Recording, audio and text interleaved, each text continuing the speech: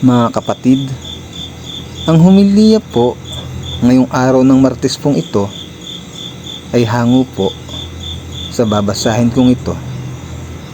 Lucas, Kapitulo 17, versikulo 7 hanggang 10. Ang tungkulin ng alipin.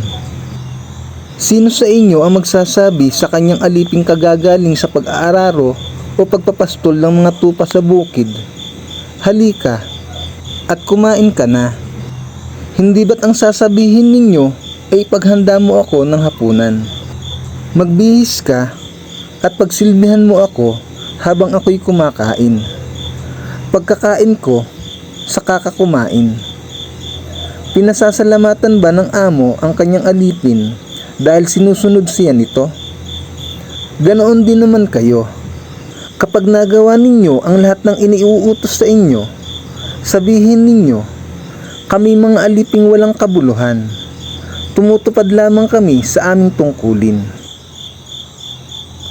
Ang mabuting balita ng Panginoon. Pinupuri ka namin, Panginoong Hesukristo.